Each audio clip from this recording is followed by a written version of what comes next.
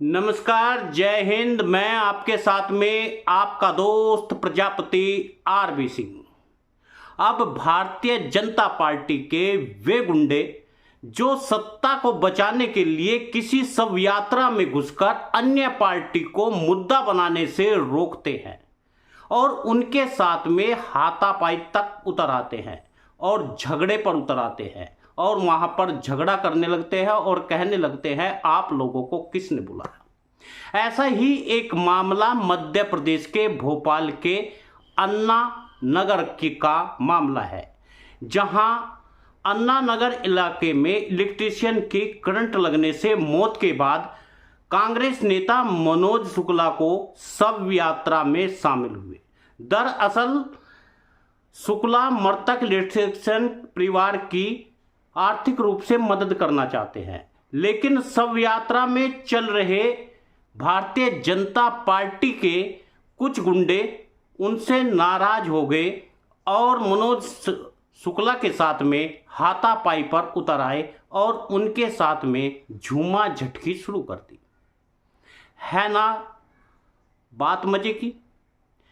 यानी आप किसी शव यात्रा में शामिल हो जाए तो कोई बात नहीं, अन्य कोई पार्टी का होगा तो वह वहां झगड़े पर उतारू हो जाएंगे। ऐसा ही मामला भोपाल का है। अब हम आपको पूरी खबर बता देते हैं क्या हुआ।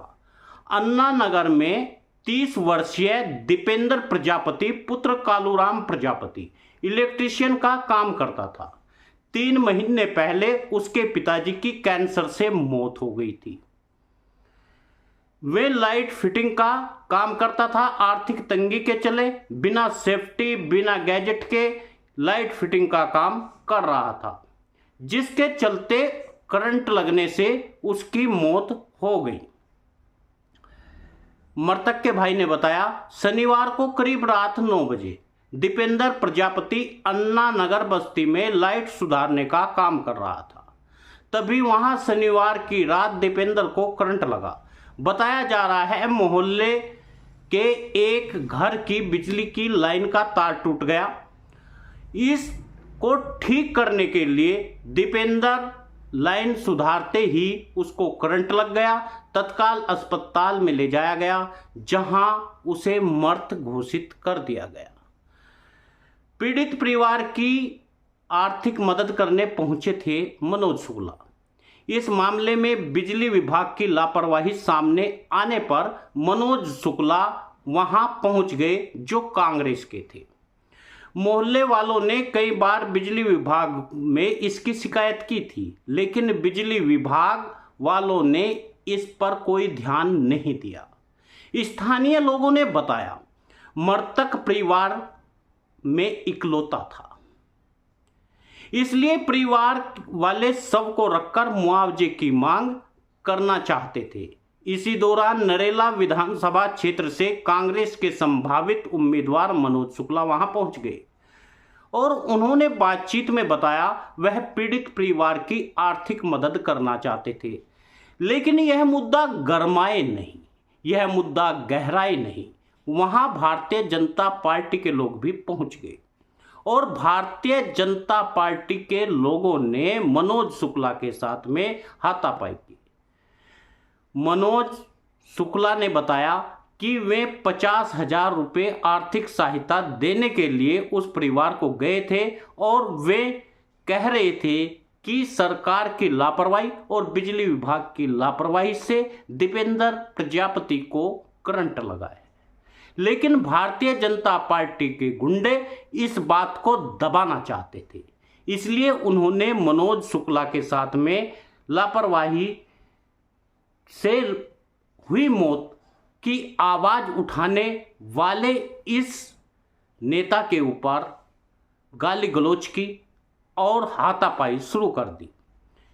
वहीं वायरल वीडियो में सफाई देते हुए मनोज शुक्ला ने बताया कि वार्ड 59 अन्ना नगर निवासी दीपेंद्र प्रजापति की सरकार की लापरवाही से करंट से मौत होने पर परिजन में शोक व्यक्त करते समय पुलिस संरक्षण में मंत्री विश्वास सारंग के समर्थक गुंडों ने झूमा झटकी और हिस्ट्री शीटर बदमाश को साथ लेकर के अंतिम संस्कार करा दिया। लेकिन मैं ऐसी गिदड़ भभकी से नहीं डरने वाला हूं। गरीबों से मेरा संघर्ष जारी रहेगा। परिजनों ने बताया कि दीपेंद्र के पिता 3 महीने पहले कैंसर से मृत्यु हो गई थी, जिसके बाद परिवार की सारी जिम्मेदारी उनके कंधों पर आ गई। मृतक के भाई दीपक ने बताया, दीपेंद्र की मौत के बाद में परिवार में आर्थिक संकट गहरा गया है। हालत और परिवार के अंतिम संस्कार के लिए उन पर पैसे नहीं है। कुछ रिश्तेदार और परिचितों ने उनकी मदद की है और अंतिम संस्कार कराया है। इसके अलावा कुछ लोग उन्हें आर्थिक मदद भी की। आपको बता दें, मृतक दीपेंद्र की 2 बहनें हैं जिनकी शादी हो चुकी है, जबकि एक बहन अपनी मां के साथ में ही रहती है। भारतीय जनता पार्टी का यह घिनौना चेहरा अब सामने आया है, जो कि अंतिम संस्कार जबरदस्ती करा दिया गया ताकि उसकी आवाज न उठे, और साथ में शव यात्रा में मंत्री के गुंडे भी शामिल रहे। यह बड़ी बात है। आप सभी मित्रों से निवेदन है, आप वीडियो को शेयर जरूर करें। न्यूज़ चैनल को यदि सब्सक्राइब नहीं किया तो कर लीजिए।